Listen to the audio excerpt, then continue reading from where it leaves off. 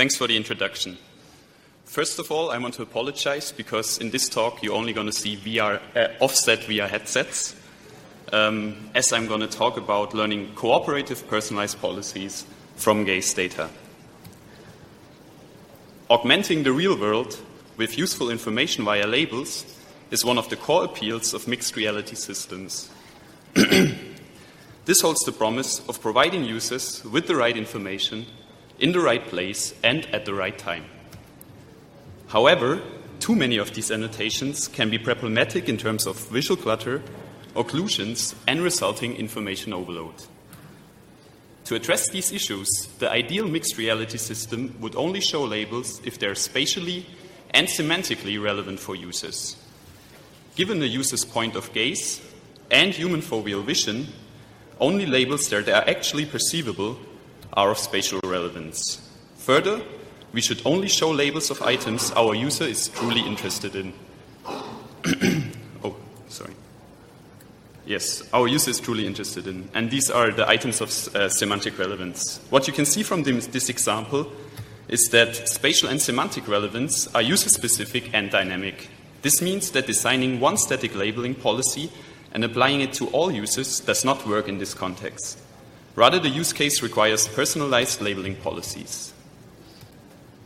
We propose a model-free reinforcement learning method to attain policies from GAZE data that are capable to determine when a label is semantically and spatially relevant for users. In this example, an agent learned to display price tags above the items of a supermarket shelf for a user that was only interested in wine. The small green dots in the video are the current points of fixation of the user. This behavior has been learned from GAZE recordings only, without needing data annotation or a visual search model. Our method observes GAZE object interactions during data collections when all labels are shown. From this observation, it learns the GAZE movement patterns around labels and identifies the drink categories the user was interested in this case, wine and juice. The resulting policies display the labels of objects of interest when they are in proximity to users' gaze. Bell et al. Started a stream of research that optimizes the properties of mixed reality labels, like their position, size, and so on, with the goal to maintain visual constraints such as labels being located near their related objects, label not occluding each other, and so on. In contrast, we do not optimize label placement or their properties, but seek to control whether or not to show a label given users' gaze movement. Tatzkan et al. Propose an adaptive mixed reality display which clusters virtual augmentations based on user preferences in order to avoid visual clutter. User preferences are estimated based on click histories or specified as settings. In contrast, our method is capable of inferring a user's label preference by observing their gaze object interaction and does not require explicit user feedback. There's also related work that uses reinforcement learning in combination with human data. For example, to learn automated phone or recommender systems. In these works, the reward is explicitly given by a user, for example, by accepting or skipping a recommended song. This has the disadvantage that a lot of feedback cycles are needed in order to learn a desired behavior. In contrast, we learn policies only from observations without querying users. In our case, the reward is given based on behavioral patterns. I will explain this later in more detail.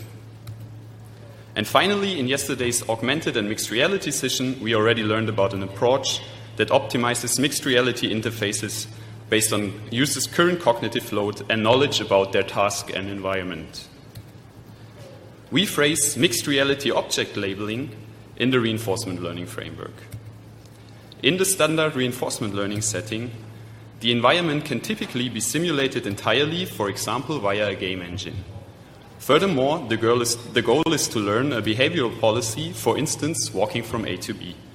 In contrast, our method learns directly from human behavior by replaying GAZE recordings of a visual search task in the reinforcement learning environment.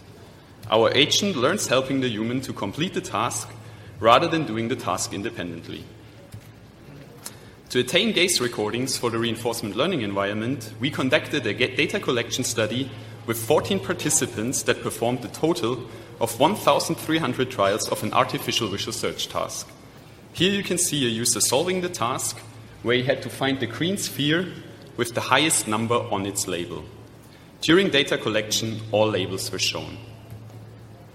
To implement mixed reality object labeling within the reinforcement learning framework, we will specify the underlying decision process, define the agent's state and action space, present the designed reward function, and then explain the learning procedure. First, I will talk about the decision process. For our problem, it's important to consider that eye movement is ballistic. This means that at the current fixation, a user decides where to fixate next. During the actual gaze motion, the fixation target will not be adjusted. This is the gaze trajectory of the shown eye movement recorded by an eye tracker at a fixed sampling rate. In our setting, we want the agent to decide whether to display a label at the time the user makes the decision what to fixate next. As a result, we want to filter the trajectory for eye tracking samples that are fixations and want to ignore the rest. Therefore, we use a standard velocity-based eye tracking event detection algorithm. It's important to note now that the time between samples can vary. If we look at this trajectory from a control perspective, the samples can be seen as snapshots of the state of a dynamical system at certain decision points. This can be formalized as a semi-Markov decision process, where states are defined by fixations and actions by saccades. Semi-Markov decision processes are the generalization of Markov decision processes that can model actions with varying temporal length.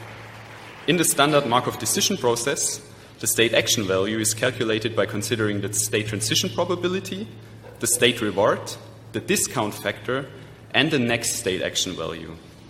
In addition, a semi-Markov decision process considers the transition time by discounting the value of future states according to it, and furthermore, it scales the value of a particular transition time according to its respective probability. Because we use model-free reinforcement learning, all probabilities here are implicitly calculated via experiences. Now we will look at the state and action space of our agent.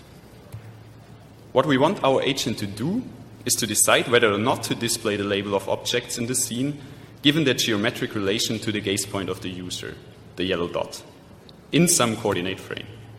Representing the problem in world coordinate frame as shown on the slide would result in large state and action spaces, rendering generalization to unseen scenes difficult. What we do to reduce the size of the space is to let the agent make decisions for an individual object in the scene based on the geometric relation of the gaze point with respect to the center of this object.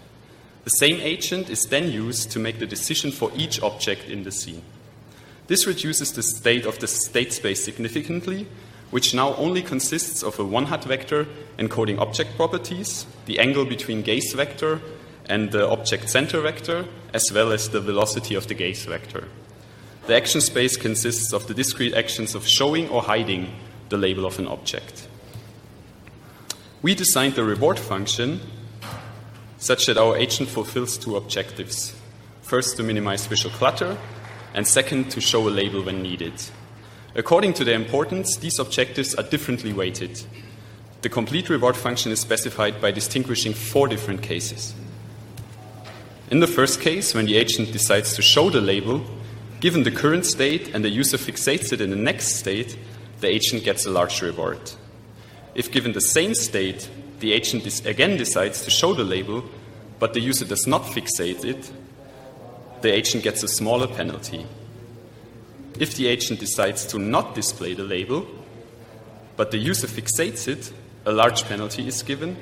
And finally, if the label is not shown and it's not fixated by the user, the agent gets a small reward. With the other components in place, we can now run standard reinforcement learning algorithms to learn labeling policies. Therefore, we replay recorded gaze trajectories in our reinforcement learning environment. A trajectory is a sequence of states that depict the movement of user gaze with respect to a particular object, in this case the green sphere. Using epsilon greedy exploration and exploitation, our agent learns the optimal decision sequence in correspondence to our reward function. For training, we sample multiple trajectories and simulate a sample trajectory several times. To evaluate our method, we compare it with a supervised baseline to justify the choice of method, conduct a user study where we compare its effects on task performance with those of other labeling policies, and investigate its applicability to more realistic environments and tasks. First, I will talk about the comparison with the supervised baseline. As a baseline, we trained a supervised model with a comparable model complexity, a support vector machine, on the recorded gaze trajectories. Given our reward function, we compare the performance of our method and the SVM on unseen gaze trajectories.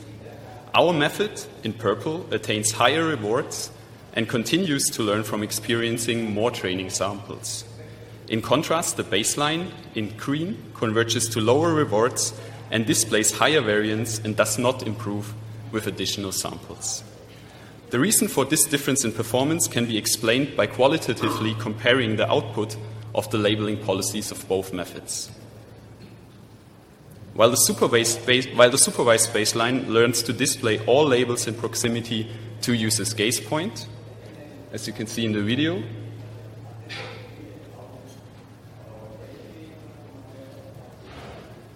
our method learns to identify target objects and only displays their labels. Remember that the visual search task was to find the green sphere with the highest number on its label. In addition, reinforcement learning policies were capable of distinguishing fixations and saccades. Here you can see that if a user is fixating on the green sphere in the middle, its label is displayed. Let's repeat this. So if the user is fixating the green sphere in the middle, the label is displayed. In contrast, it is not shown if the user saccades fastly from the sphere on top to the one on bottom. In a user study, we compare the effect of different labeling policies on task performance in our artificial visual search task. Therefore, we ask users to solve the visual search task with policies of our method, the supervised baseline, and two labeling heuristics, showing all labels in the scene and showing the label of the closest object to user's gaze. Results show that our method reduces the amount of displayed information by 87%, while supporting users significantly better than other clutter-minimizing baselines. This is an indication that our method learns policies that behave according to the objective of our reward function. Remember, we wanted to minimize visual clutter while showing a label when it's needed. So basically, what we can draw as conclusion from that is that our method performs a joint optimization which maximizes user support while minimizing visual clutter. We also demonstrate the applicability of our method to more realistic environments and tasks. In a supermarket scenario, we show that our method can learn item preferences by observing users browsing items on a grocery shelf. In this challenging scenario, a user was looking for the cheapest wine, water, soda, juice and milk. Only beer and liquor were not of interest.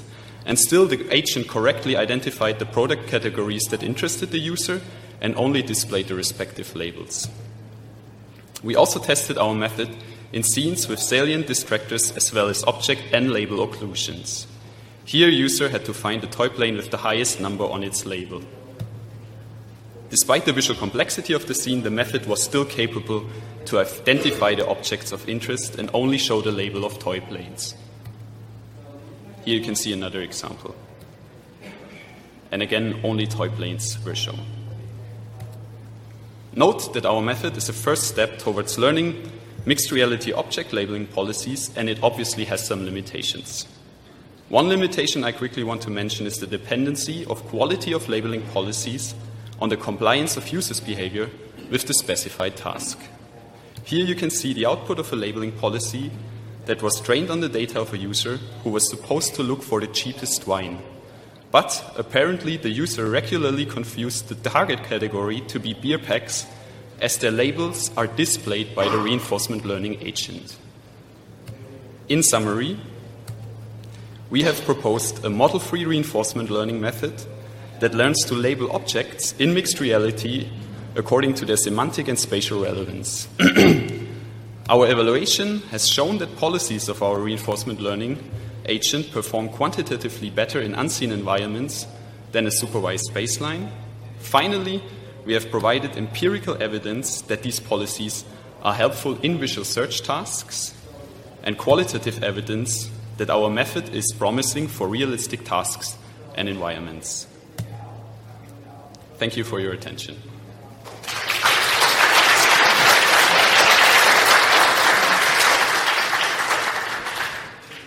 Thank you very much. We have time for a question.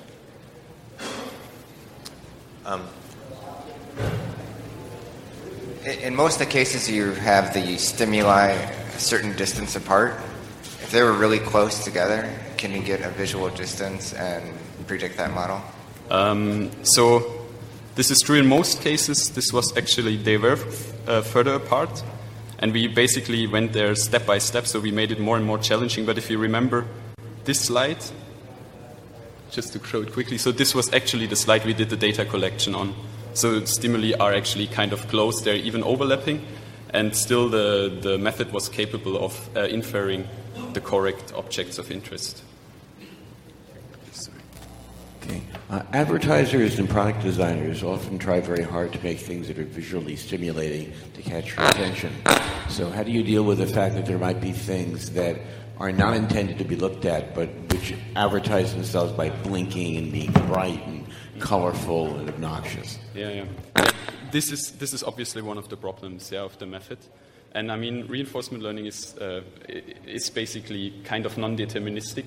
So there were cases where the agent didn't learn correct policies due to the fact that there were, other distractors in the scene and things like that. So this is definitely a problem, yeah. Great. Let's thank the speaker again.